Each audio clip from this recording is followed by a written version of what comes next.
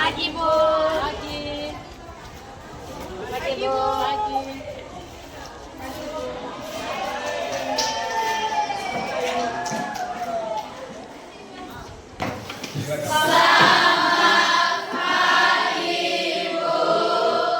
Selamat pagi semuanya.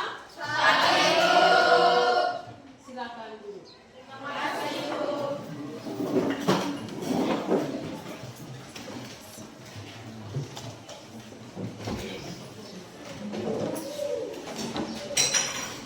Selamat pagi semuanya. Pagi, Bu.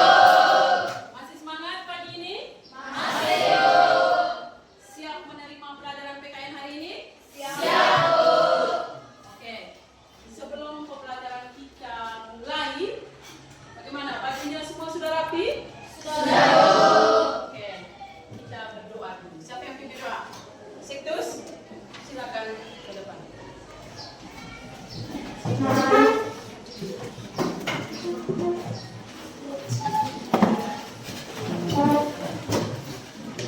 Sudah teman-teman, marilah kita mengisikan diri mata sambil berdoa. Dan izinkanlah saya membawa doa ini secara dalam doa dengan Allah di dalam surga, puji dan syukur kami haturkan kehadiratmu atas segala berkat dan penyertaan-Mu dari tadi pagi hingga saat ini. Ya Tuhan, kini kami akan memulai mata pelajaran kami. Kiranya Engkau selalu menjaga dan membimbing kami. Kiranya mata pelajaran hari ini dapat berjalan dengan lancar sesuai dengan rencana dan kehendak-Mu. Tiga kami puji hari ini, esok, sepanjang segala masa. Amin. Oke, terima kasih Ibu. Silakan kembali ke tempat. Oke, sebelum pembelajaran kita mulai pagi hari ini, Ibu mau cek kehadiran dulu.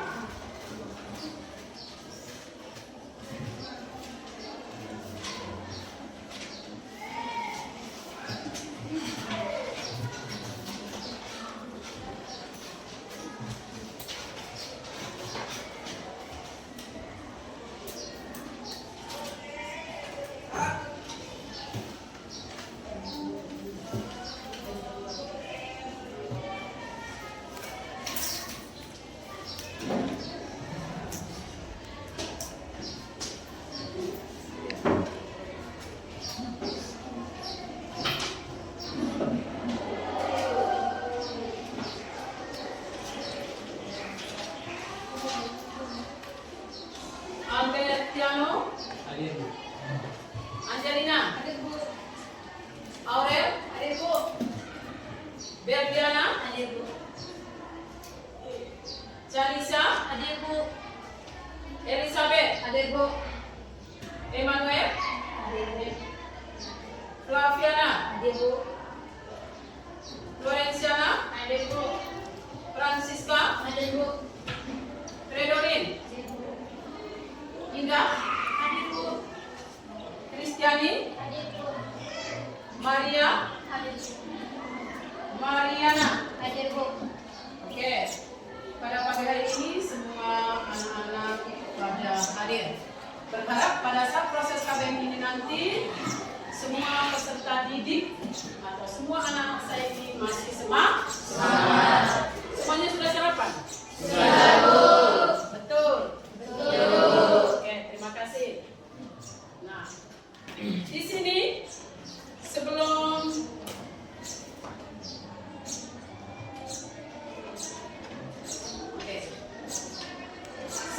kita membahaskan materi hari ini dan tujuan pembelajaran kita hari ini, Ibu mau menjelaskan kembali bagaimana materi pembelajaran kita minggu lalu.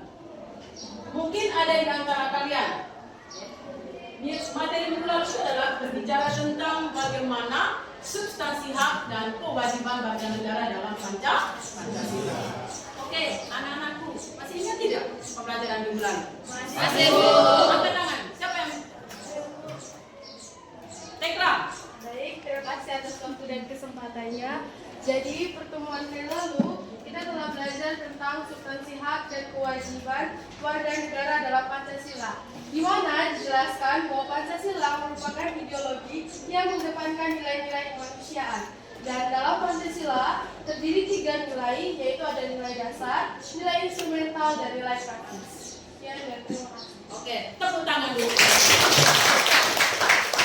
Mereka mengatakan tadi bahwa berbicara tentang substansi hak dan kewajiban warga negara dalam Pancasila di situ ada 3 nilai, yaitu nilai dasar, nilai instrumental, dan nilai praktis. Ketiga nilai ini ada hubungan dan ada kaitannya, karena mereka ini adalah istilahnya itu saling bekerja sama, yaitu berbicara tentang hak dan kewajiban dalam setiap 5 Pancasila. Oke.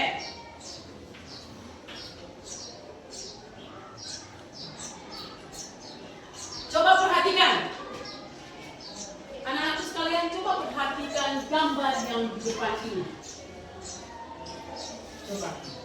Di sini gambar tersebut adalah berbicara tentang bagaimana merugikan pada manusia yang di sini adalah gambar tentang pemecatan karyawan perusahaan. Berbicara tentang pemecatan karyawan perusahaan adalah seperti materi kita ini. Bagaimana kasus-kasus pelanggaran hak dan pengingkaran kewajiban warga. Mungkin gambar di depan ini adalah mereka tidak menjalankan bagaimana kewajiban. Kita semua tahu bahwa setiap manusia itu adalah ada hak dan kewajiban. Mereka dipecat karena mungkin mereka menuntut hak, sementara kewajibannya mereka ini tidak jalan dengan baik. Mau tidak mau, suka tidak suka, ya bos langsung memecatkan karyawannya seperti ini. Paham apa tidak? Paham. Oke. Di sini saya mengharapkan, dengan melihat gambar seperti ini, saya mengharapkan anak-anak saya ini, peserta didik ini harus tahu hak dan kewajiban itu bagaimana. Jangan kita menuntut hak, tapi kewajiban kita lakukan. Selanjutnya, nah, di sini kita sekarang berbicara tentang bagaimana mencapai pembelajaran. Nah, pembelajaran di sini adalah dari fase E. Saya mengatakan dari fase E. Di sini nanti peserta ini kita semua berbicara tentang bagaimana menganalisis nilai-nilai Pancasila yang terkait dengan kasus-kasus pelanggaran hak dan pengingkaran kewajiban warga negara. Nah, sekarang Ibu mau menampilkan video. Ibu mau menampilkan video di sini. Perhatikan video ini nanti, karena di dalam video ini nanti kalian amati dan ada pertanyaan. Paham apa tidak? Paham. Oke, anak-anak sekalian, silakan perhatikan video yang ada di depan ini. Perhatikan video di depan ini.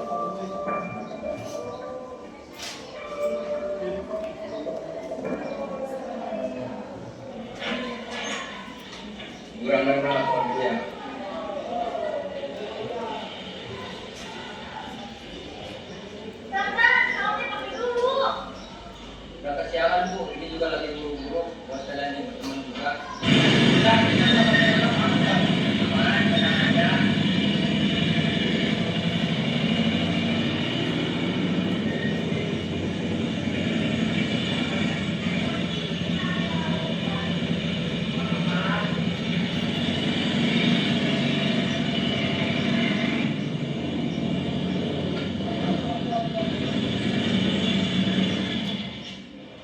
Selamat pagi, Dek. Mohon maaf ada yang melanggar kondisi kualitas. Pokoknya nggak pakai helm. Aduh, mohon maaf banget Pak, ini udah kesiangan mau berangkat sekolah. Maaf, boleh lihat surat-suratnya. Maaf Pak, surat-suratnya tinggalan di rumah, tadi nggak saya bawa, soalnya saya tadi buru-buru berangkatnya. Ya udah, begitu coba kantor dulu ya. Ya Pak.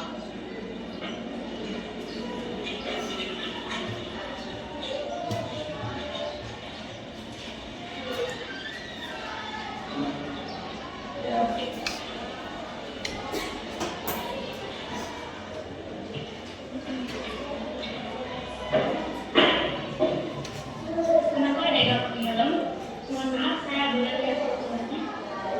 Mohon maaf Bu, tadi saya kejauhan, prosesnya tinggal di rumah baca bapak.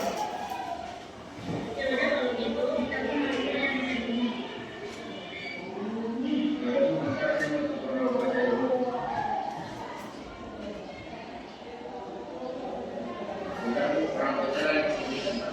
2,000 years later.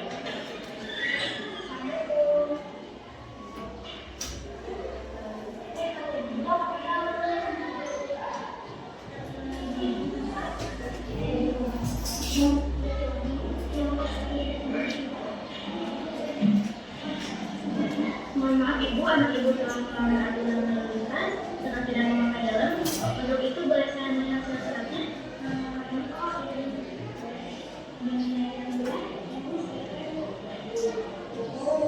Kalau untuk itu pajaknya belum dibayar ya. Kalau misalnya Ibu mau ngambil motornya, bisa bayar pajak terlebih dahulu di Samsat.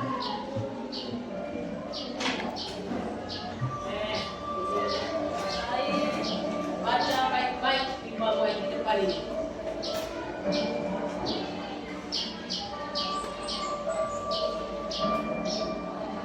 Kejadian wajib.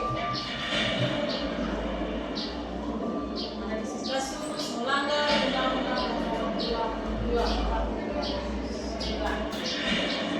Hasilnya apa?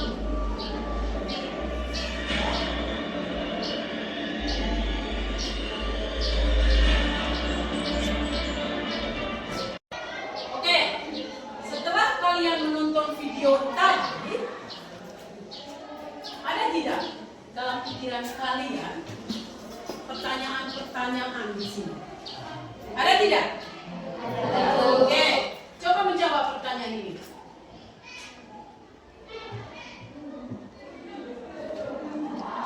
Pertanyaan yang pertama, bagaimana seseorang bisa mengalami pelanggaran? Seseorang bisa mengalami pelanggaran itu karena apa?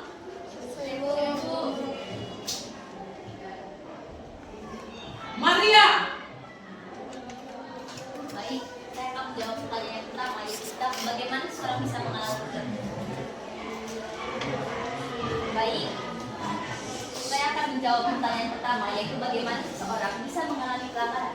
Seseorang bisa mengalami pelanggaran karena orang tersebut tidak menaati peraturan. tadi mengatakan apa? Seseorang bisa mengalami pelanggaran itu karena apa? Tidak menaati peraturan. Oke, mungkin ada yang bisa menjawab di sini? Angkat tangan. Angkat tangan dulu. Angkat tangan. Eka, kenapa seseorang bisa mengalami pelanggaran?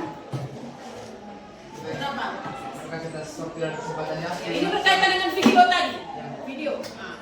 Oke, dia mengalami pelanggaran individu mungkin karena dia tidak mematuhi seluruh peraturan lalu lintas, yang dimana dia tidak memakai helm dan juga dalam surat-surat yang diberi kelengkapan atau pembayaran pajaknya belum dia selesaikan, makanya dia mengalami pelanggaran. Terima Oke, kasih. tepuk tangan dulu untuk teman-teman. Pertanyaan kedua. Apa saja yang menjadi penyebab pelanggaran? Penyebab pelanggaran itu apa? Coba, siapa yang bisa? Clara, penyebab itu karena apa? Jadi yang pertama itu Ibu kurangnya kesadaran dalam berbangsa dan bernegara. Yang kedua sikap egois. Yang ketiga tidak toleransi. Dan keempat penyalahgunaan kekuasaan. Oke, yang pertama Clara bilang adalah sikap egois. Kurangnya kesadaran. Oke, pertanyaan yang ketiga. Apakah pelanggaran itu berbahaya? Apakah pelanggaran itu berbahaya? Yang berikut. Bagaimana upaya untuk mengatasi pelanggaran itu? Untuk mengatasi semua itu bagaimana? Siapa? Angkat tangan. Jose? Iris. Terima kasih untuk kesempatannya. Jadi salah satu jawaban yang paling saya terapkan yaitu kembali kepada diri sendiri. Karena diri sendirilah yang mengatur segala pelanggaran dan hal-hal yang perlu kita lakukan. Entah itu baik dan buruk, yang terpenting kembali kepada diri sendiri. Terima kasih. Oke, aplaus dulu untuk kalian.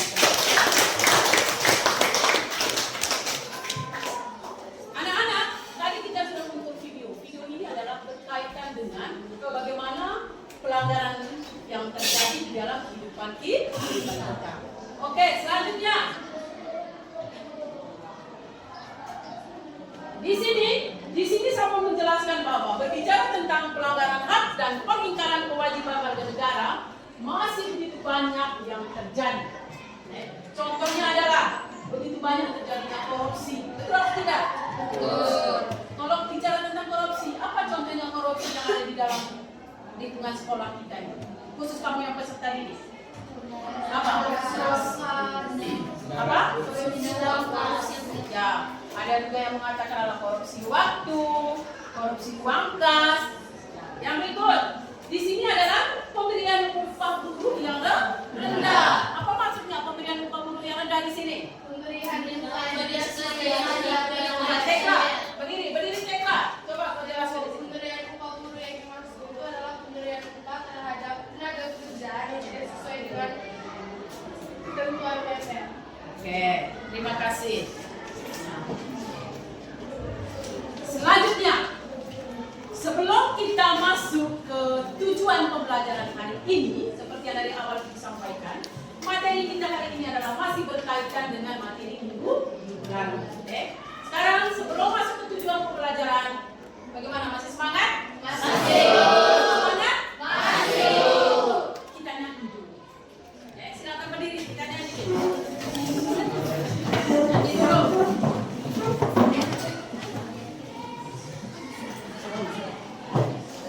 Pindah ke depan.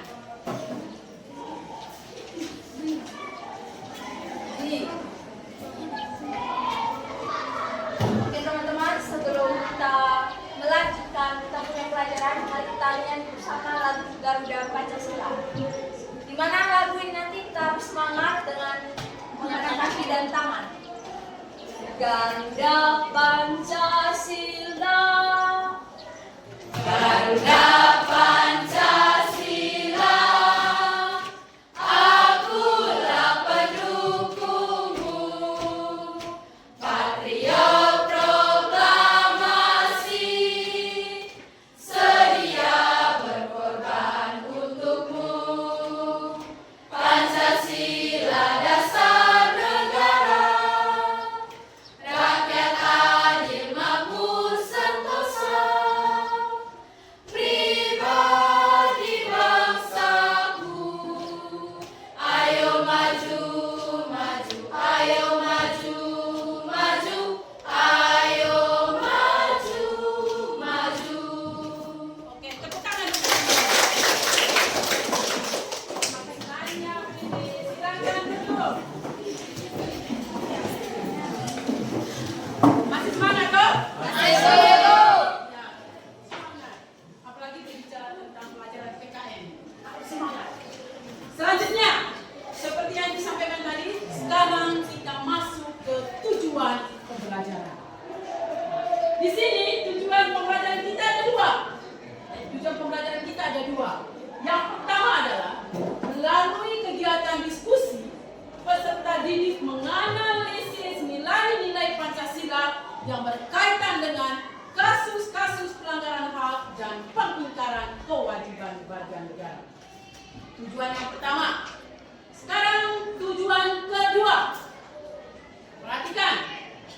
Dengan tujuan kedua ini nanti adalah melalui kegiatan literasi, peserta didik mampu menyajikan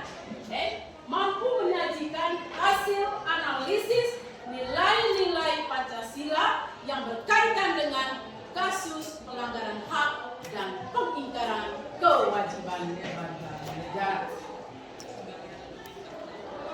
Sekarang Ibu mau menampilkan gambar, bukan video, Nah, gambar ini nanti silakan baik-baik perhatikan gambar di sini. Di sini nanti adalah kalian membuat 5 pertanyaan yang berkaitan dengan gambar tersebut. Gambar yang pertama itu adalah tentang apa? Pelanggaran Pancasila. Yang kedua apa? Aksi demonstrasi. Intinya di sini juga adalah ada yang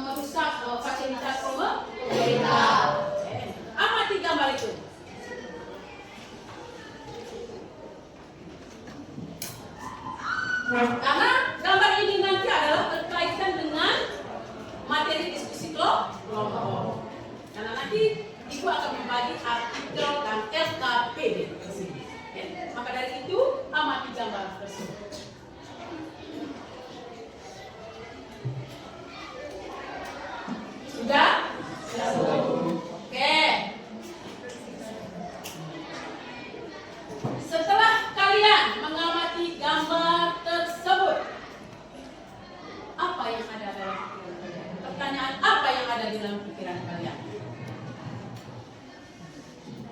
Coba, Miguel. Saya ingin bertanya pada Berdiri, Miguel. Berdiri.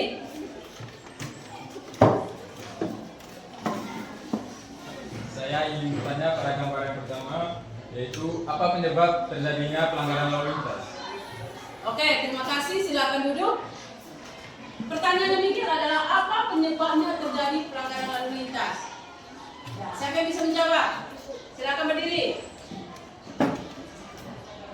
Penyebab dari yang dikatakan itu karena adanya rasa egois dan kurangnya kesadaran pengguna jalan kepatuhan terhadap hukum masing-masing. Ulang lagi.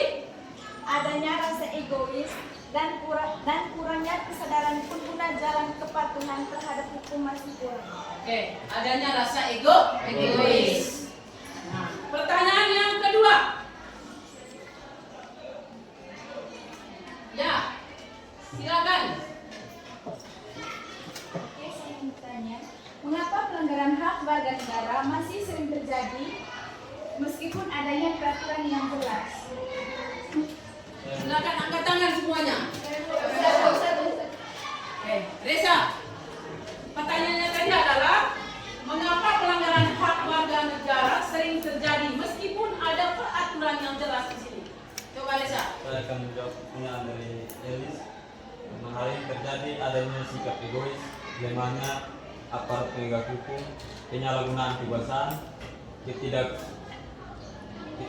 tegasnya aparat penegak hukum. Oke, terima kasih Reza. Nah, satu lagi. Saya Bu. Coba, Dela. Baik, terima kasih atas kesempatannya. Saya ingin bertanya, bagaimana peran pemerintah dalam menangani kasus-kasus yang berkaitan dengan pelanggaran hak dan pelanggaran kewajiban? Terima kasih. Oke, bagaimana peran pemerintah? Nah, angkat tangan. Siapa bisa jawab? Angkat tangan. Oke, Eka. Berdiri Eka.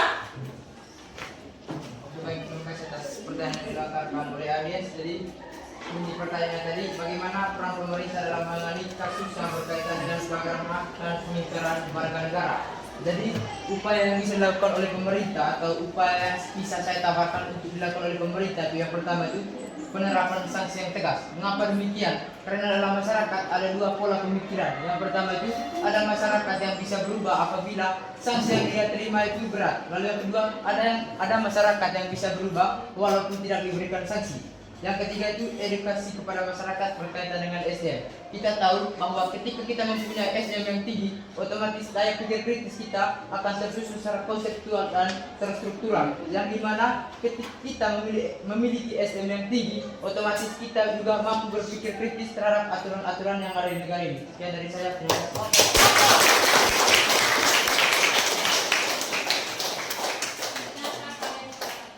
Hebat dan luar biasa. Sekali lagi aplaus dulu.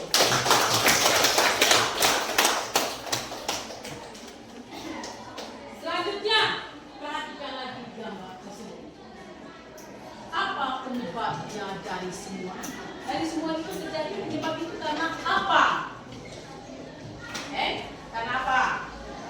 Di sini ada gambar apa? Undian. Nah, di sini juga pelecehan seksual. Itu disebabkan karena apa? Secara umum, penyebabnya itu karena apa?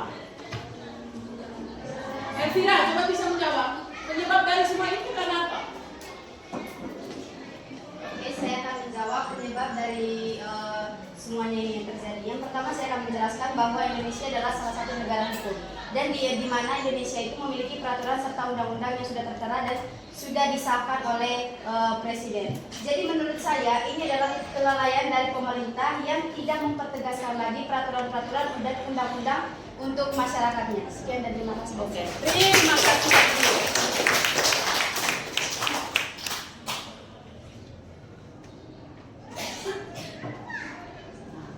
Di sini dari gambar yang tadi itu adalah ada beberapa pertanyaan, karena di sini nanti adalah berkaitan dengan diskusi kelompok yang tadi akan disampaikan. Di situ artikel-artikel yang saya bagikan nanti adalah berkaitan dengan gambar tersebut dan video yang kita nonton tadi. Di sini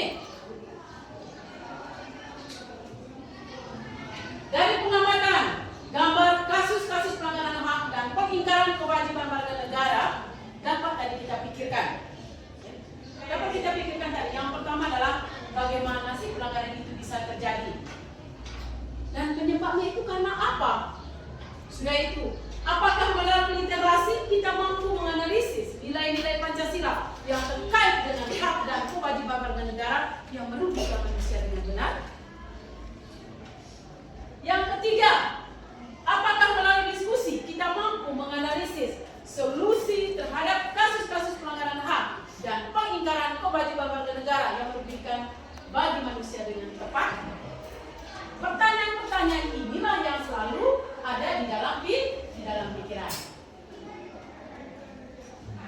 Nah, untuk menjawab pertanyaan-pertanyaan berikut, Ibu akan menampilkan video. Oke? Perhatikan video ini tadi, karena video ini nanti adalah berkaitan. Berkaitan yang seperti mengatakan adalah untuk diskusi kelompok. Oke. Anak-anakku sekalian, perhatikan video yang ada di depan ini.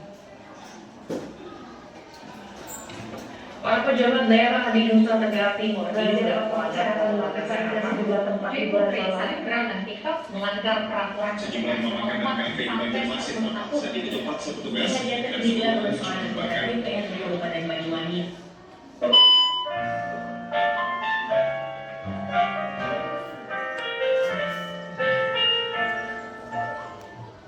Assalamualaikum warahmatullahi wabarakatuh.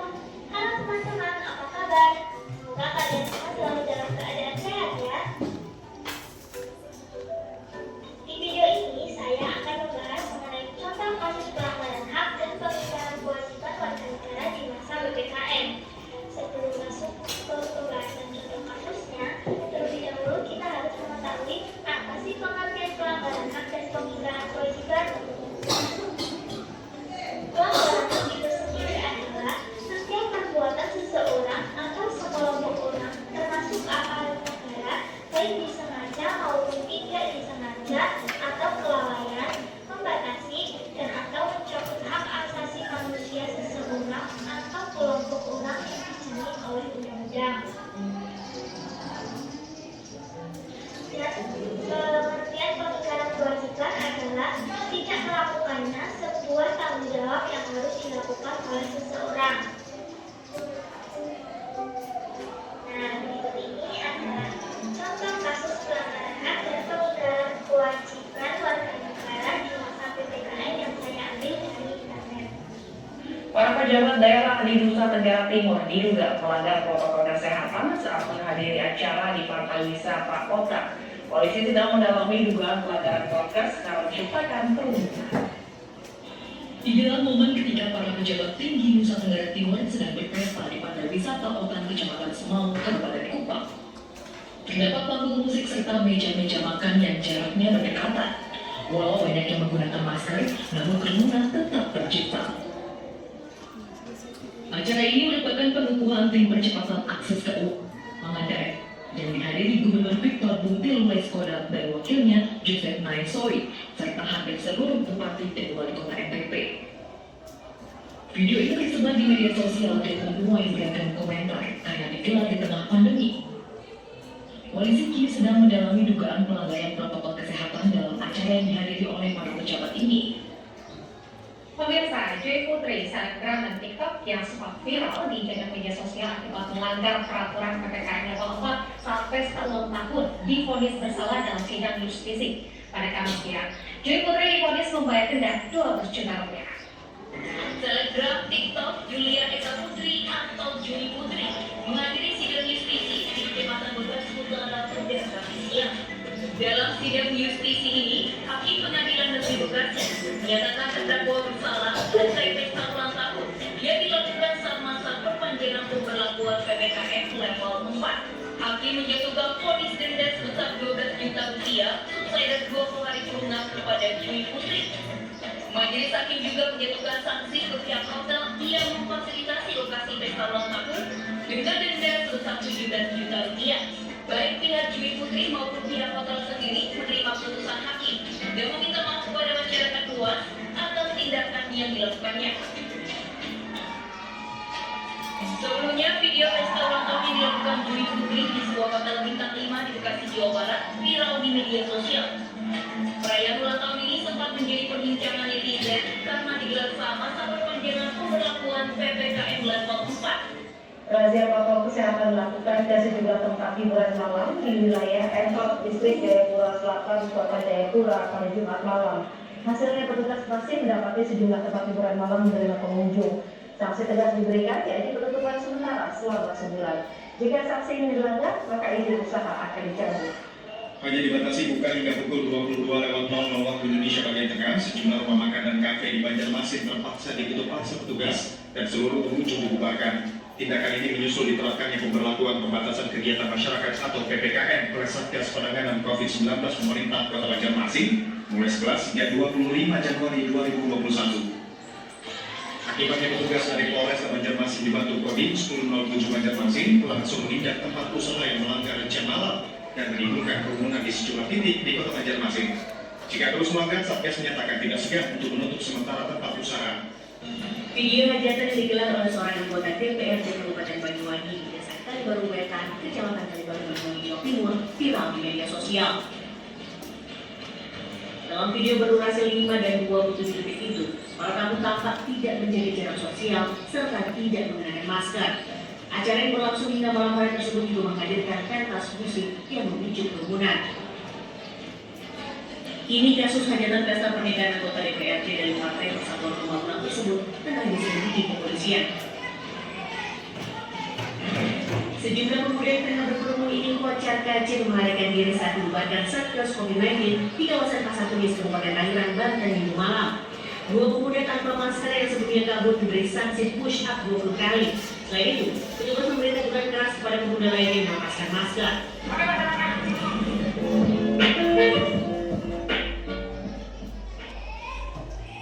Oke, anak-anak sekalian, setelah kita tadi sama-sama menonton atau mengamati video yang ibu tampilkan di sini tadi adalah di sini timbul satu pertanyaan lagi. Apa yang kalian ketahui tentang pelanggaran hak dan pengingkaran kewajiban warga negara?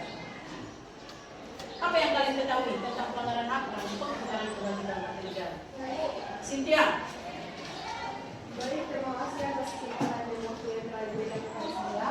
Jadi saya akan menjawab pertanyaan tentang pelanggaran hak dan pengingkaran kewajiban warga negara yang saya ketahui. Pelanggaran hak warga negara adalah tindakan yang melanggar hak fundamental yang dimiliki setiap individu sebagai warga negara. Sedangkan pengingkaran kewajiban warga negara adalah tindakan yang tidak sesuai atau tindakan yang tidak bertanggung jawab dalam melaksanakan kewajibannya sebagai warga negara. Nah, jika dikaitkan dengan video tersebut, diketahui ada beberapa pejabat dan beberapa orang telah melakukan pertemuan pada saat PPKM. Kita tahu pada PPKM itu sebenarnya kita harus menjaga jarak, menggunakan masker guna untuk menghambat penyebaran virus corona. Tetapi orang-orang pada video tersebut tadi sudah mengabaikan atau melanggar hak warga negara, yang dimana hak warga negara untuk mendapatkan kehidupan yang layak, hak warga negara untuk mendapatkan lingkungan yang aman serta lingkungan yang sehat. Oke, tepuk tangan dulu untuk Cynthia. Penyebabnya itu karena apa? Penyebabnya kenapa, Winda? Oke, terima kasih atas waktu dan kesempatannya. Jadi kali ini saya akan menjawab terkait dengan pertanyaan nomor 2. Teman-teman tidak tahu bahwa kita itu terlahir dengan sifat yang egois. Sifat yang egois itu akan bertambah besar ketika kita memiliki status sosial yang tinggi di dalam masyarakat. Terbukti pada video dan berita tadi, ada berita terkait DPR, gubernur, dan selebgram. Mereka memiliki status sosial yang tinggi di masyarakat sehingga mereka menyalahgunakan status tersebut. Mereka yang seharusnya menjadi contoh bagi kita malah menghancurkan kepercayaan masyarakat terhadap mereka. Di mana kita tahu bahwa para tenaga medis saat masa COVID itu berjibaku dalam menangani pasien COVID. Dan di mana juga mereka, para medis itu membutuhkan bantuan atau membutuhkan support dari masyarakat dan pemerintah, tetapi justru malah kebalikan yang mereka terima seperti pada video tadi. Terima kasih. Oke, tepuk tangan untuk itu. Dan coba solusinya bagaimana? Solusinya itu bagaimana? Coba angkat tangan dulu. Solusinya bagaimana? Rizky, solusinya untuk mencegah dari kasus ini bagaimana? Oke, terima kasih atas waktu dan kesempatannya. Menurut saya solusi yang terbaik adalah yang pertama, perlunya pembinaan dari masyarakat kepada perlunya pembinaan dari pemerintah kepada masyarakat. Hal ini digunakan untuk mencegah terjadinya penyebaran COVID-19. Dan yang kedua, perlunya kesadaran masyarakat tentang bahayanya COVID-19. Hal itu juga harus masyarakat patuhi tentang yang namanya PPKM dan mematuhi semua peraturan-peraturan yang dibuat oleh pemerintah. Jika ada kebutuhan besar juga saat ingin keluar rumah, mereka harus mematuhi juga peraturan pemerintah seperti memakai masker, menjaga jarak, dan sering mencuci tangan. Dan lebih baik juga tetap di rumah dan memakai media-media sosial untuk dapat bersosialisasi dengan orang lain. Sekian dan terima kasih, Bu. Oke, aplaus dulu. Selanjutnya. Oke, saatnya sekarang kita berdiskusi kelompok. Diskusi kelompok nanti ini ada 5 kelompok. Oke, ada 5 kelompok dan sekarang saya akan membagi artikel dan LKP. Oke, mungkin kalian sekarang masing-masing kelompok. Ya, kalian sekarang dulu masing-masing kelompok. Cepat, jalan cepat.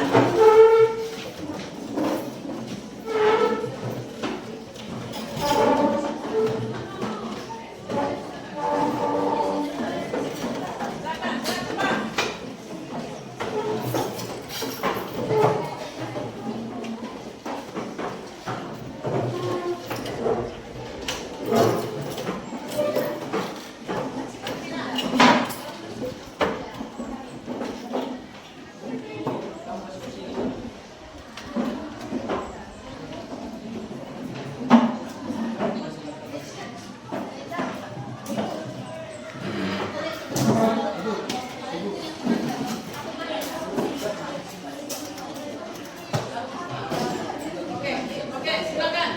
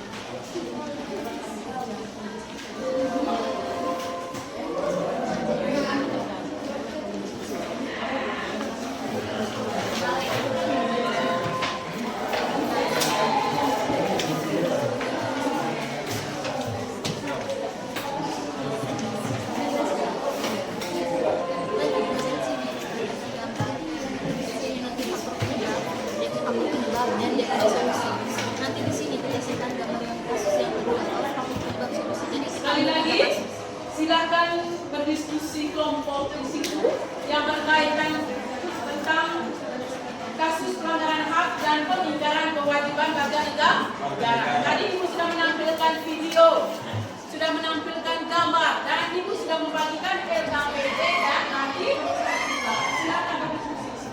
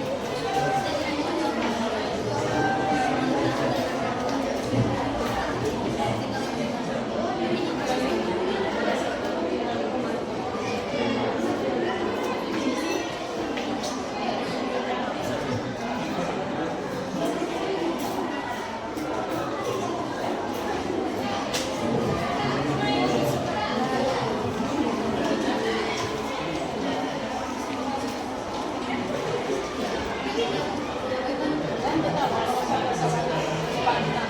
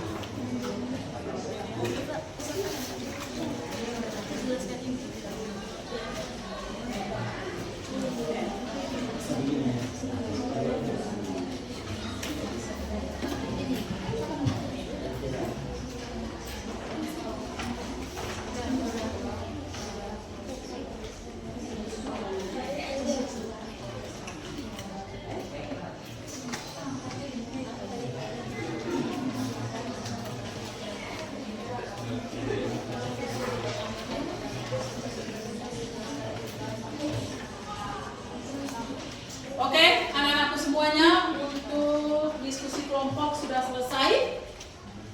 Sekarang kita presentasi hasil dari diskusi kalian. Sudah siap semua? Masih semangat?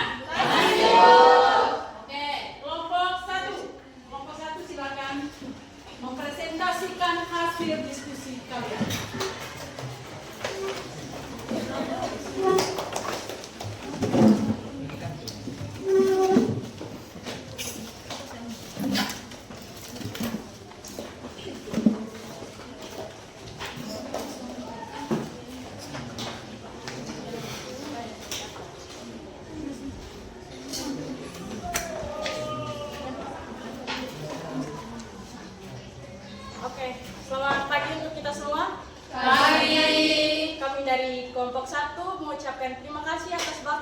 kesempatan yang diberikan kepada kelompok 1.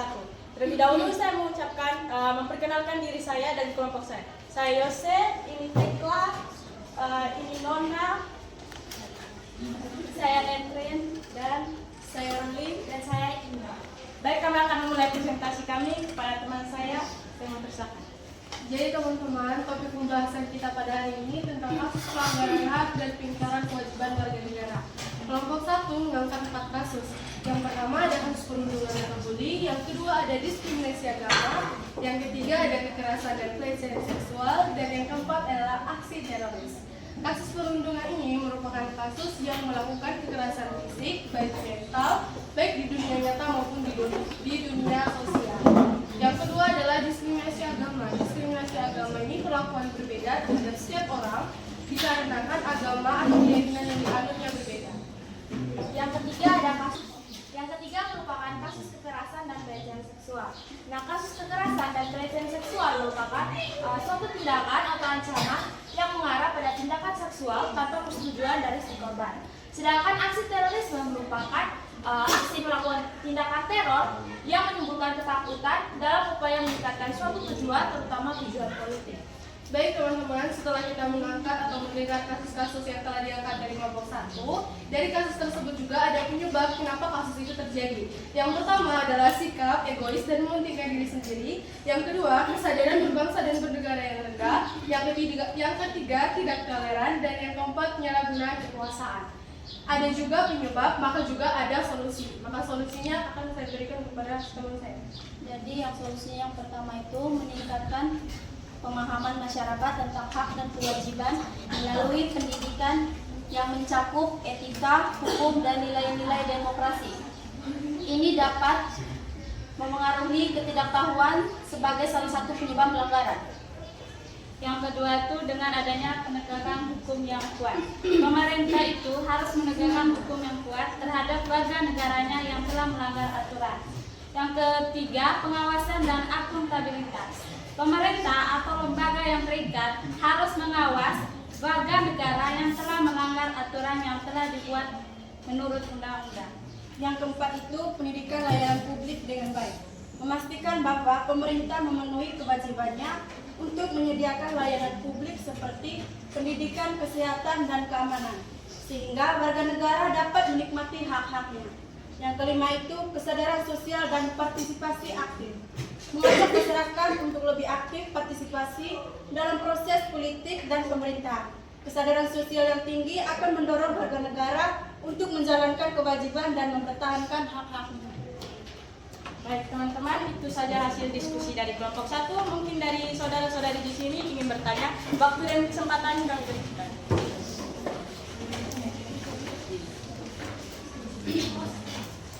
Oke, diskusi dari kelompok 1 ini mempresentasinya sudah selesai. Sekarang mereka memberikan waktu untuk teman-teman yang lain memberikan pertanyaan atau ada sanggahan di sini nanti.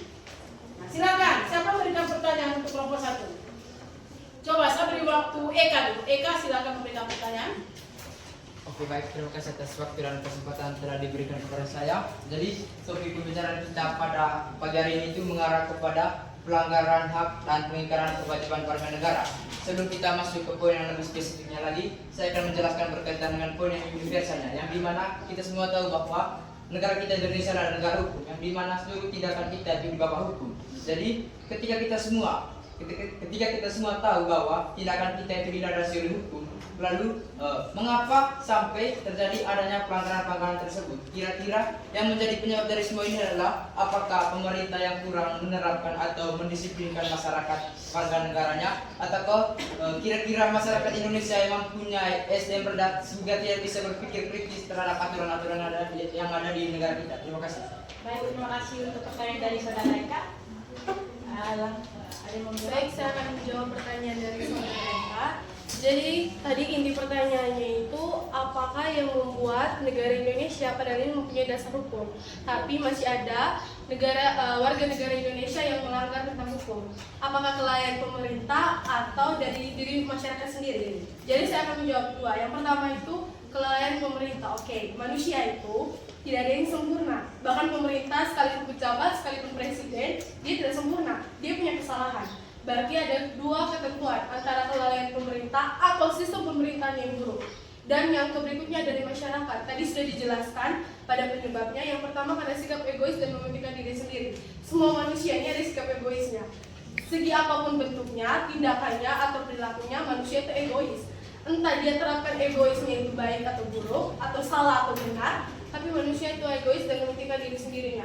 Yang kedua itu kekurangannya kesadaran akan bernegara dan berbangsa.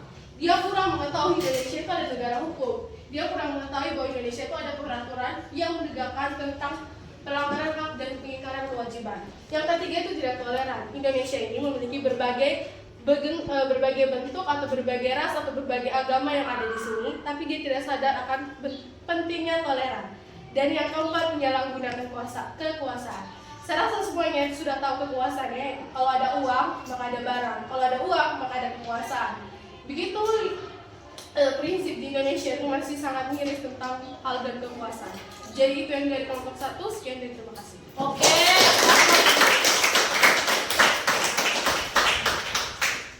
Sekarang lanjut lagi. Ada pertanyaan yang kedua? Mungkin ada lagi dari saudara-saudari yang ada di sini. Waktu dan kesempatan. Oke. Meji, silakan. Baik, saya dari kelompok 4 ingin bertanya kepada kelompok 1. Bagaimana hukum di Indonesia mengatur tentang diskriminasi agama? Baik, terima kasih dari pertanyaan dari saudara. Pada baiklah saya berikan kesempatan. Oke, pertanyaan dari kelompok 4 tadi itu bagaimana hukum di Indonesia mengatur tentang diskriminasi agama? Di Indonesia, diskriminasi agama itu dilarang oleh konstitusi.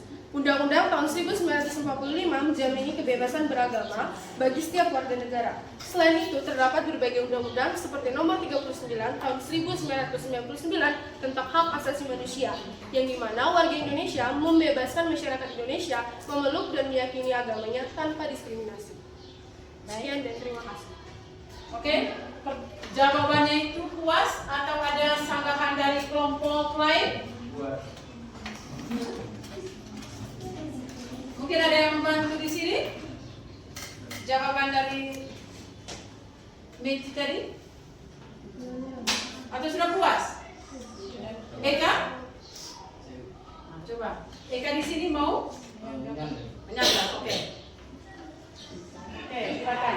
Oke, baik, terima kasih atas jawaban dari pemateri kita pada hari ini. Jadi saya masih bingung atau saya masih kurang puas dengan opini atau statement yang diberikan oleh pemateri yang dimana tindakan agama di sini merupakan tindakan diskriminasi yang harus dilarang dan ada hukumannya. Jadi kembali lagi ke pertanyaan saya ke awal tadi, ketika kita sudah mengetahui hukum-hukum yang ada itu, kira-kira bagaimana cara upaya presenter atau solusi yang bisa ditawarkan oleh presenter kepada masyarakat umum di Indonesia agar atau supaya tindakan diskriminasi untuk agama di sini atau dalam hal agama di sini dapat dihilangkan. Terima kasih. Oke, tepuk tangan untuk Eka. Oke, jadi ini pertanyaan dari saudara Eka dari apa upaya pemerintah terkait kasus pelanggaran diskriminasi agama? Oke, upaya pemerintah terkait diskriminasi agama yang pertama itu bisa dilakukan melalui jalur pendidikan. Itu gunanya pelajaran PKN agar diskriminasi agama itu tidak terjadi. Yang kedua juga toleran tadi. Sekali lagi saya tekankan sikap toleran itu sangat penting dalam upaya pemerintah untuk kita. Baik, terima kasih untuk sanggahan dari saudara Eka. Kami akan menjawab sanggahan dari saudara Eka. Kepada Tekla kami berikan kesempatan. Jadi yang pertama itu upaya dari pemerintah. Upaya dari pemerintah seperti kita ketahui sendiri bahwa ada undang-undang yang mengatur tentang pelanggaran hak dan pengingkaran kewajiban, yaitu adanya Undang-Undang tahun 1945 pasal 29 ayat 2 yang dimana warga negara memiliki kebebasan untuk menganut agama. Dan yang berikutnya upaya dari kami, yang pertama itu melakukan edukasi, yang kedua pentingnya komunikasi antara tokoh agama, dan yang ketiga pentingnya pendidikan. Melalui pendidikan bisa dapat kita ketahui bahwa pentingnya atau tidak diperbolehkan yang namanya diskriminasi agama. Baik Kak, mungkin ada sanggahan lagi atau sudah puas dengan jawaban yang puas? Terima kasih. Oke, tepuk tangan dulu untuk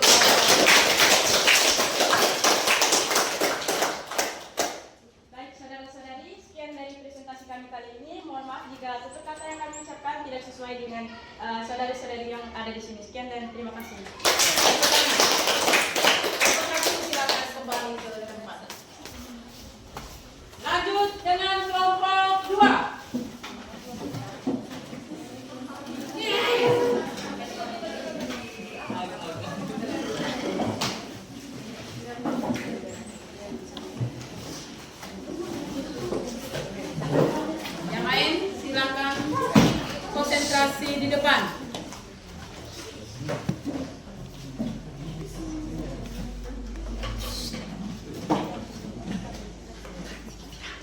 Baik, selamat siang Ibu, selamat siang teman-teman. Selamat siang.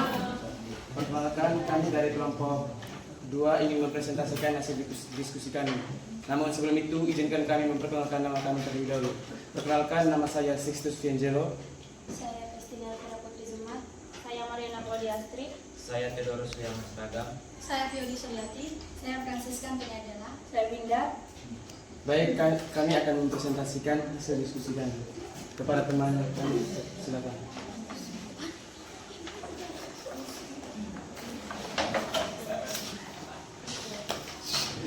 Oke, selamat pagi untuk kita semua. Selamat pagi.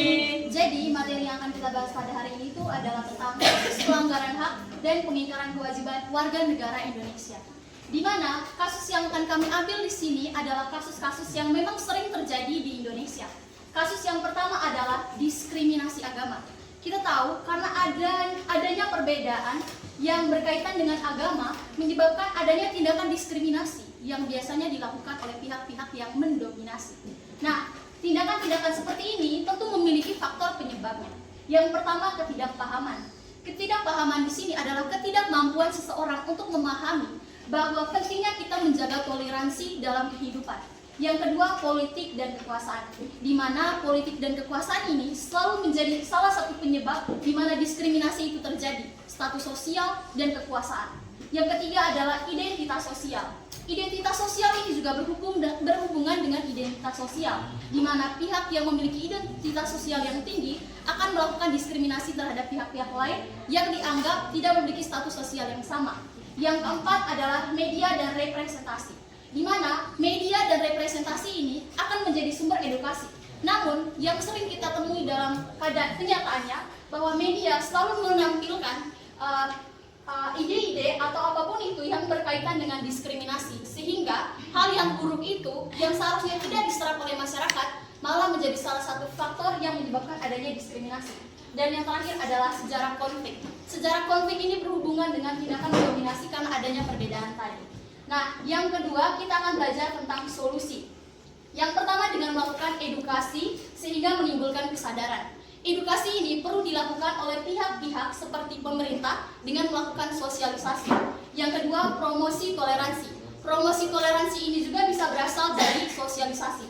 Yang ketiga, media yang bertanggung jawab. Jadi media bertanggung jawab untuk memberikan hal-hal yang berdampak positif bagi masyarakat. Dan yang terakhir, dialog antara agama. Dialog antara agama itu sangat penting karena dengan adanya dialog, setiap orang mampu menerima perbedaan yang terjadi. Nah, sekian dari saya. Sekarang kita lanjut kepada masalah yang kedua. Oke, masalah yang kedua terkait dengan diskriminasi rasial. Diskriminasi rasial itu adalah perlakuan tidak adil terhadap kelompok atau individu tertentu. Di mana salah satu masalah terkait dengan diskriminasi rasial itu terkait dengan anak-anak NTT yang berada di luar wilayah NTT seperti di Bali dan di Jawa, di mana mereka tidak diterima untuk tinggal di kontrakan atau kos karena adanya oknum-oknum yang tidak bertanggung jawab. Di mana faktor-faktor terkait dengan diskriminasi rasial itu adalah stereotip. Di mana terkait dengan masalah tadi, stereotip ini yaitu pemikiran yang disederhanakan. Di mana para pemilik kos atau kontrakan ini yang merasa bahwa anak NTT ini selalu membuat ulah, memasang musik terlalu keras, sehingga bagi anak NTT yang lain yang tidak ada salah apapun, jadinya pemilik kos ini merasa bahwa semua anak NTT itu sama. Yang kedua, prasangka itu timbul karena adanya stereotip. Kemudian stereotip itu akan dikembangkan, akan disebarkan oleh mereka sehingga banyak masyarakat di luar NTT ini yang beranggapan bahwa NTT itu sangat tidak baik. Yang berikut, norma budaya. Yang terakhir adalah solusi. Solusi itu adalah pendekatan komunitas. Pendekatan komunitas yang dimaksud adalah pendekatan antara pemilik kos dengan yang ingin menempati kos atau kontrakan tersebut.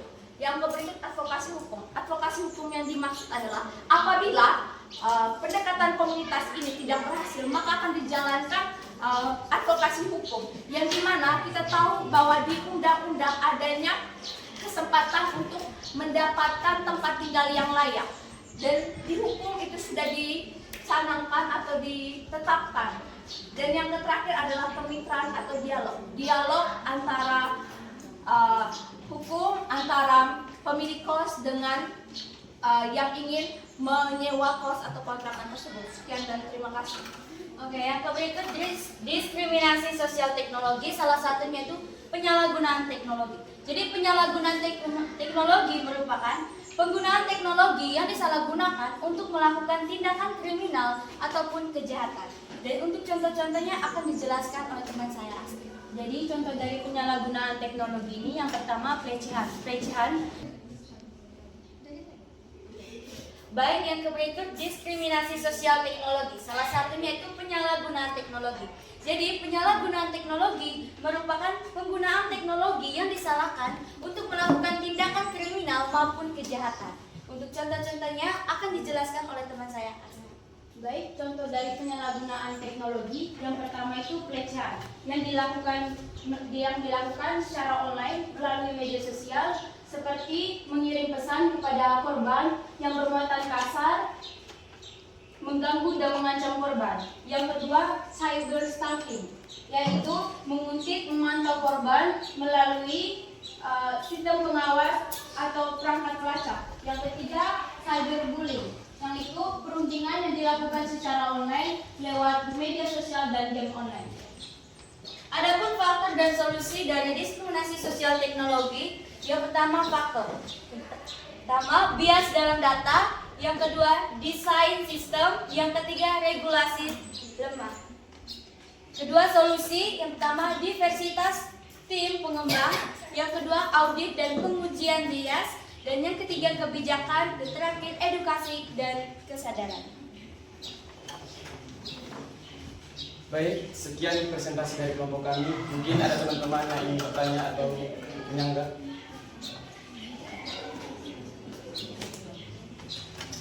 Oke, mungkin ada yang memberikan pertanyaan atau penyanggahan untuk kelompok 2. Ya. Tekla, silakan memberikan pertanyaan. Baik, terima kasih atas waktu dan kesempatannya. Jadi di sini saya ingin bertanya terhadap kelompok 2, mengapa kehidupan negara Indonesia kerap kali diwarnai oleh tindakan pelanggaran hukum, padahal Indonesia adalah negara hukum? Baik, terima kasih atas pertanyaan dari teman Tekla. Oke, jadi terima kasih atas kesempatan yang telah diberikan kepada saya.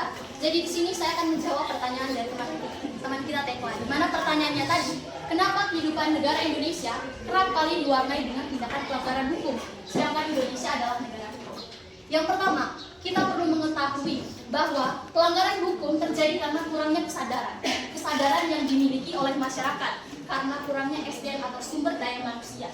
Sumber daya manusia ini berasal dari kurangnya edukasi atau ketidakmauan seseorang untuk menerima sesuatu yang positif.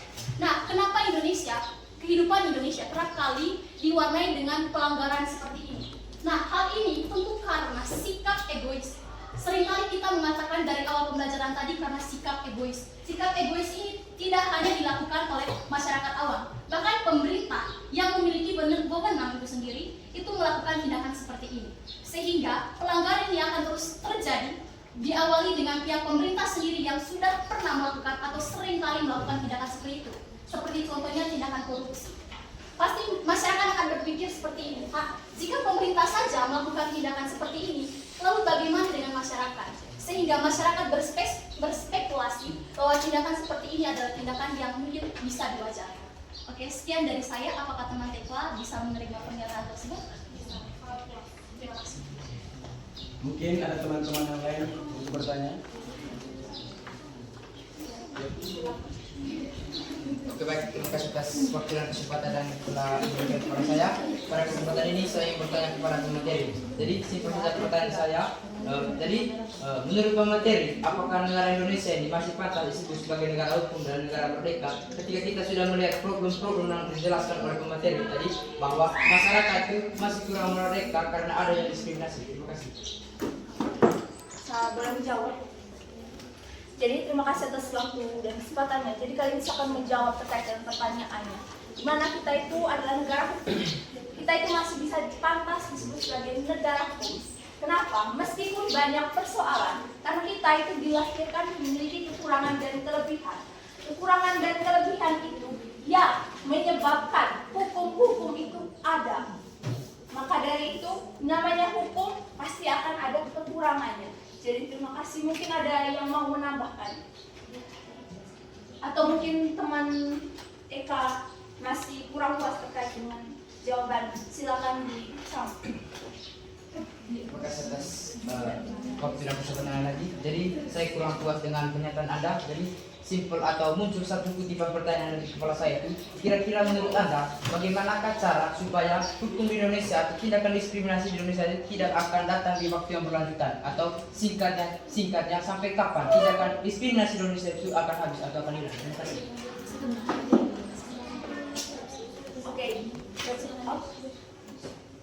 Oke, mohon maaf. Terima kasih atas waktunya. Jadi saya akan menjawab di mana terkait dengan masa atau waktu tidak bisa ditentukan. Kalau menurut saya pencegahannya supaya meminimalisir itu terkait dengan pemerintah. Pemerintah itu mengurangi yang namanya uang. Uang yang dimaksud adalah kebanyakan di Indonesia itu kita menyelesaikan masalah itu dengan uang. Di mana bukan hanya di masyarakat kecil saja, tetapi pemerintah juga menyelesaikan masalah dengan uang. Saya rasa seharusnya pemerintah itu menyelesaikan masalah itu tanpa uang. Dan di mana apabila ada pemerintah yang menyelesaikan masalahnya dengan uang, kita harus menindaklanjuti. Dan itulah gunanya DPR, Dewan Perwakilan Rakyat. Mereka harus mendengar suara-suara rakyat terkait dengan masalah-masalah tersebut. Mungkin ada sangkaan? Ada sangkaan. Oke, baik. Terima kasih atas pertanyaan. Saya kurang puas tadi dengan statement yang Anda katakan. Jadi, Anda katakan tadi bahwa supaya dapat meminimalisir tindakan diskriminasi di negara kita Indonesia ini adalah salah satu patungan dari pemerintah. Jadi pertanyaan ini, pertanyaan dari saya pernah menonton berita dan saya pernah baca artikel dari Kompas TV bahwa beritanya mengatakan bahwa tindakan pemerintah juga atau anggota pemerintah juga yang melanggar diskriminasi. Dari kata itu, apakah pemerintah masih bisa meminimalisir terkait tindakan diskriminasi ketika sudah kita ketahui bersama bahwa para penegak hukum atau para pemerintah tadi yang menyebabkan tindakan diskriminasi itu terjadi? Terima kasih. Lalu yang kedua itu berkaitan dengan DPR. Di mana Anda katakan tadi bahwa DPR tadi yang menyuarakan suara rakyat. Jadi saya berpikir itu kurang berjalan dengan efektif. Karena apa? Karena menurut data dan fakta yang ada bahwa DPR itu tidak bekerja sesuai dengan jabatan yang dia miliki. Jadi pertanyaannya atau sanggahan lanjutannya, tolong jawab pertanyaan saya berdasarkan data dan fakta yang ada. Terima kasih. Ada yang mau menjawab? Silakan.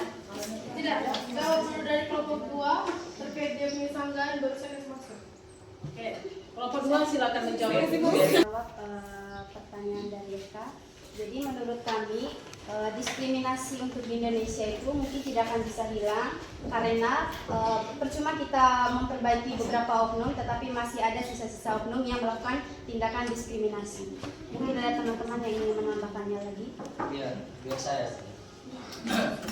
Oke, terima kasih atas waktu dan kesempatannya. Pertanyaan tadi tentang kapan habisnya diskriminasi, itu kayak pertanyaan yang kayak menguji. Seperti kayak pertanyaan, kapan Anda bisa hidup? Sampai kapan Anda bisa hidup? Itu pertanyaan kayak menguji. Nah, kita bisa lihat dari pencegahannya. Pencegahan pertama itu bisa dilihat dari rumah, dari orang tua, dan masuk ke lingkungan sekolah. Nah, baru lebih luas itu pada lingkungan lebih kayak negara. Nah, kita bisa lihat usaha pemerintah juga mempunyai usaha dalam melakukan diskriminasi. Memangnya tidak ada kan manusia yang sempurna? Memang ada. Tidak ada toh? Nah, itu makanya usaha-usaha kayak gitu perlu dilakukan oleh pemerintah untuk menghilangkan diskriminasi. Tapi memang karena manusia yang tidak sempurna, makanya diskriminasi itu tetap ada. Dan itu harus usaha sama-sama, kita harus bisa menghilangkan itu dari diri kita sendiri, bukan tanya kapan bisa hilangnya itu. Sekian dan terima kasih. Oke.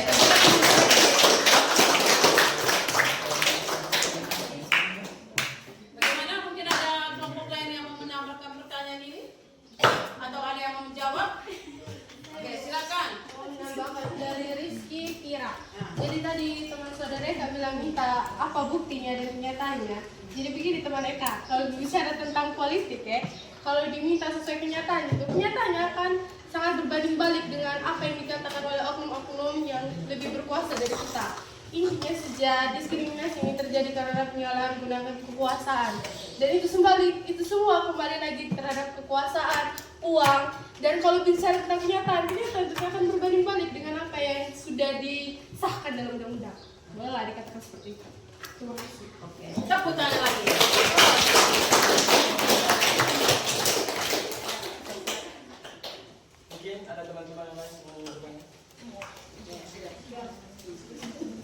Baik, terima kasih kepada teman-teman yang telah bertanya.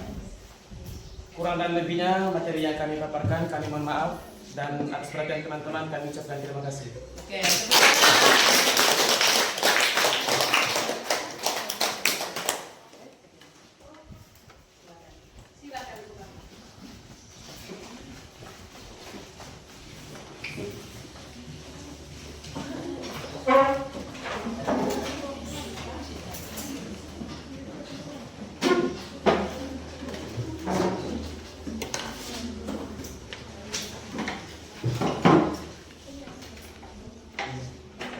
Oke, anak-anakku sekalian, kalian tadi sudah mempresentasikan hasil diskusi kalian.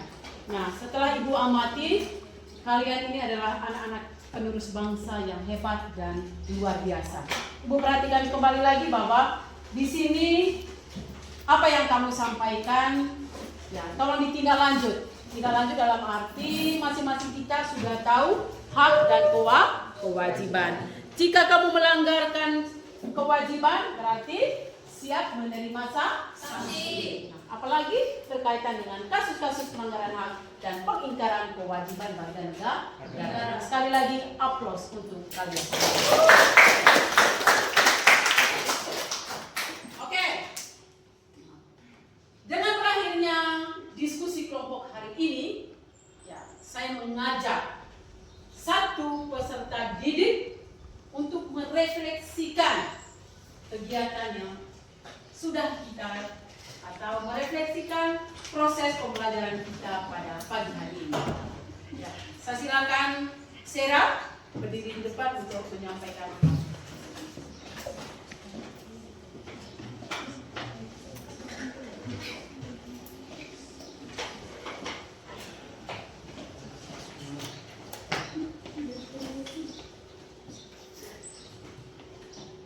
Silakan Sera. Oke, baik, terima kasih Bu Eren karena sudah mempercayakan saya untuk memberikan refleksi dari hasil kegiatan kita hari ini. Jadi menurut saya suasana kegiatan hari ini penuh semangat dan cukup menegangkan karena banyak sekali di antara kita saling berdebat dan mengeluarkan pendapat. Nah, di sini juga saya tahu bahwa ternyata sangat penting untuk setiap individu memahami apa itu keadilan sosial. Nah, seringkali juga kita tahu bahwa hak itu terjadi karena tidak adanya keadilan dan kewajiban itu dapat mengganggu dapat mengganggu stabilitas Indonesia atau masyarakat. Nah, dari sini kita dapat bahwa pendidikan tentang hak dan kewajiban warga negara itu sangat penting untuk membentuk masyarakat yang adil dan sejahtera. Itu saja, terima kasih. Oke, terima kasih untuk Sera. Bagaimana Bu?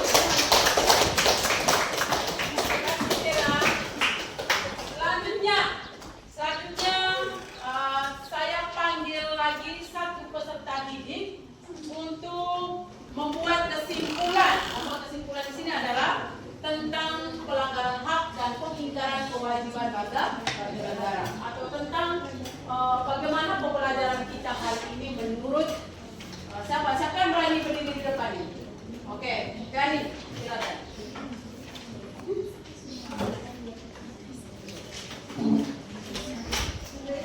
Oke, jadi terima kasih untuk waktu dan kesempatan. Jadi di sini saya akan menyampaikan kesimpulan dari semua pembelajaran yang sudah kita lakukan pada hari ini.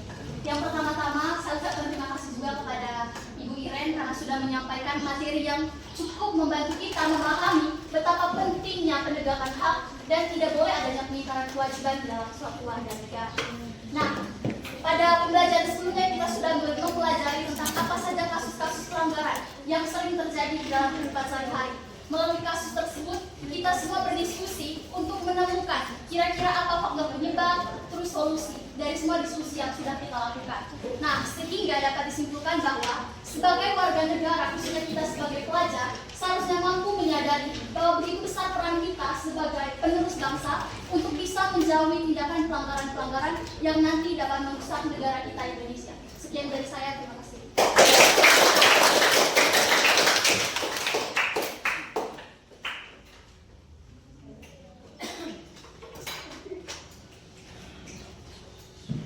Oke, anak-anakku sekalian, dari hasil diskusi kita hari ini, Ibu juga akan menyampaikan beberapa hal. Yang pertama adalah berbicara tentang kasus pelanggaran hak dan pengingkaran kewajiban warga di sini, nah begitu banyak faktor penyebabnya.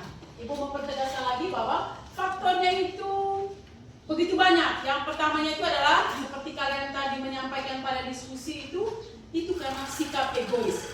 Sikap egois. Ibu selalu sampaikan, kehidupan kita manusia ini sikap dasarnya itu adalah sikap egois. Tapi sikap egois ini kita tempatkan di mana? Sudah itu. Yang kedua adalah kesadaran berbangsa dan negaranya itu masih rendah. Kalian tadi sudah nonton video. Ada video di situ adalah menampilkan seorang pelajar yang tidak memakai helm. Tapi di situ adalah masih rendahnya kesadaran. Sudah itu tidak toleran. Kalian sudah diskusi tadi, tidak toleran. Kita di Indonesia ini ada 5 agama. Berdasarkan perbedaan di sini, maka yang paling mendasar juga adalah kita sebagai warga negara, khususnya di Indonesia yang begitu banyak perbedaan suku, agama, ras. Apalagi berbicara tentang agama ini sangat sensitif sekali. Tek lagi dong. Di sini Ibu menjelaskan lagi bagaimana berbicara tentang kasus pelanggaran hak dan pengingkaran kewajiban warga negara. Dari kasus ini begitu banyak penyebab, begitu banyak faktor-faktornya. Yang pertama tadi adalah sikap egois. Yang kedua adalah rendahnya kesadaran berbangsa dan negara. Yang ketiga, tidak toleran. Dan terakhir adalah penyalahgunaan kekuasaan. Yang berikut, berbicara tentang kasus pelanggaran hak dan pengingkaran kewajiban warga negara. Di sini, Ibu memberikan contoh pelanggaran-pelanggaran hak asasi manusia. Berbicara tentang pelanggaran hak asasi manusia itu begitu banyak. Ada pelanggaran hak asasi manusia di sekolah, di rumah, maupun di masyarakat. Yang pertama, Ibu jelaskan bagaimana pelanggaran HAM yang terjadi di Indonesia. Nah, coba perhatikan bagaimana peristiwa penculikan para aktivis politik. Sudah itu kasus terbunuhnya Masina. Sudah itu kasus terbunuhnya wartawan. Dan bagaimana peristiwa Trisakti pada tahun 1998 dengan kasus bom Bali. Yang kedua, Ibu memberikan contoh bagaimana kasus pelanggaran HAM yang ada di keluarga.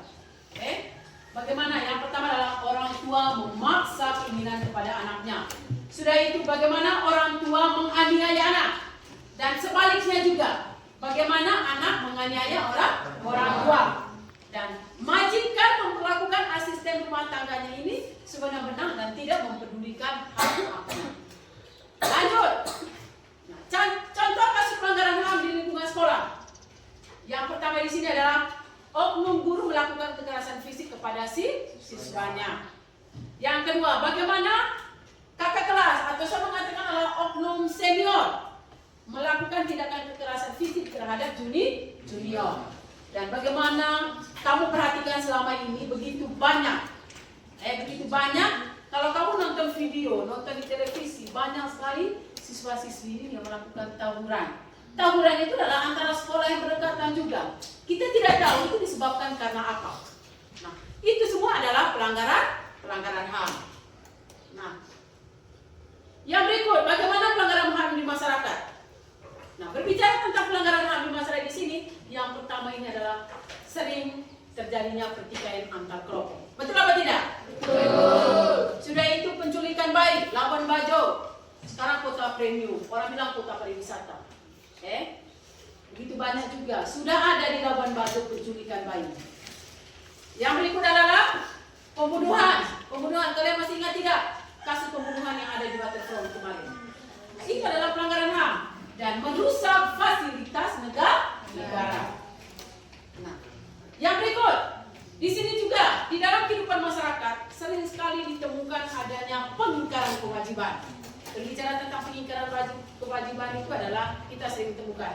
Salah satunya adalah pelanggaran hukum. Misalnya seperti kalian tadi sudah nonton video atau gambar, sering kita melakukan pelanggaran tata tertib di lalu lintas. Apalagi sekarang di Labuan Bajo ini sudah gencar, selalu ada razia setiap pagi dan sore hanya merajiakan plat motor. yang tidak ada plat motor langsung dibawa ke kantor Samsat. Oke? Nah, bagaimana anak-anak untuk pembelajaran hari ini? Menyenangkan apa tidak? Menyenangkan. Masih semangat? Masih.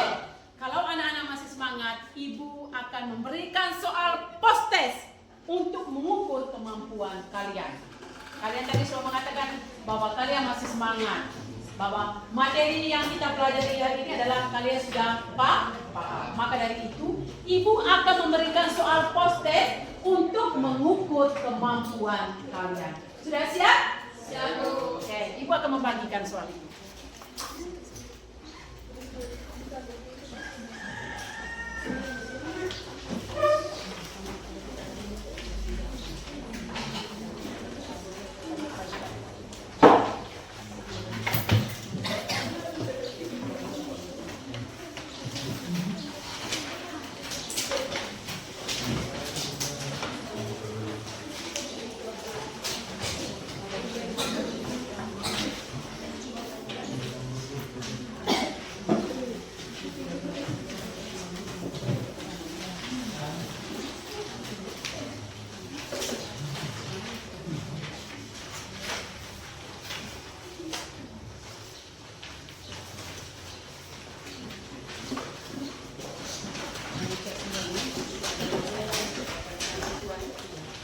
Oke, silakan.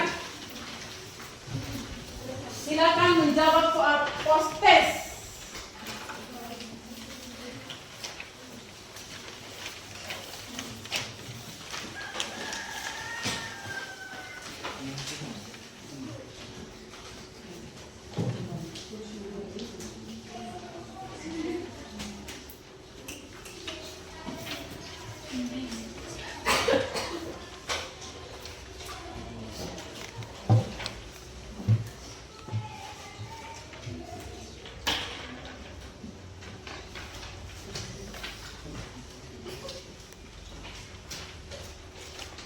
Oke, kalau sudah silakan dikumpul kembali.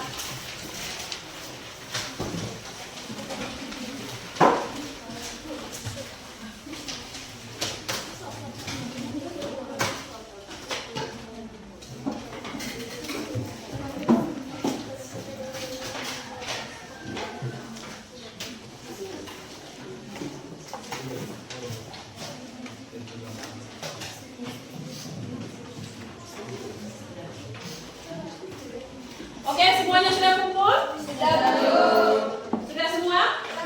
Oke. Oke, untuk anak-anakku sekalian, pembelajaran atau pertemuan kita hari ini cukup sampai di sini. Nah, minggu depan kita akan berbicara lagi tentang bagaimana penanganan pelanggaran hak dan pengingkaran kewajiban warga negara.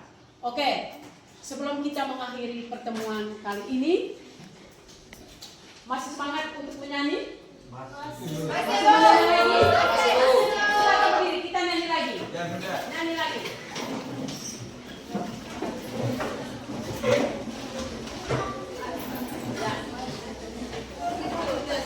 Singgung depan.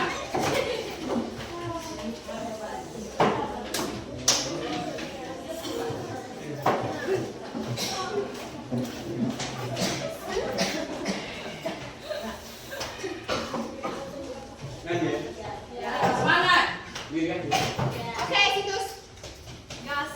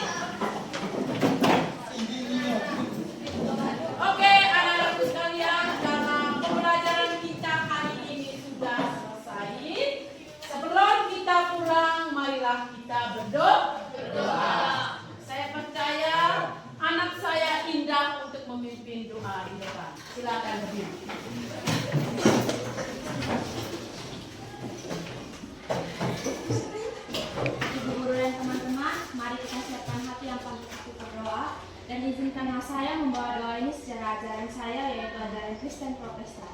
Berdoa dimulai. Tuhan Allah Bapa kami dalam kerajaan surga, Bapa yang kami sembah Tuhan Yesus Kristus. Bapa, terima kasih atas penyertaan-Mu dari awal, pertengahan hingga akhir dari kerajaan kami. Sekarang tibanya kami akan kembali ke rumah kami masing-masing. Kiranya Roh Kudus-Mu senantiasa menjaga melindungi kami dari sekolah hingga ke rumah kami masing-masing. Hanya ini doa kami Bapa, di dalam nama Tuhan Yesus Kristus kami telah berdoa. Amin. Dalam nama Bapa, Putra, dan Roh Kudus. Amin. Terima kasih.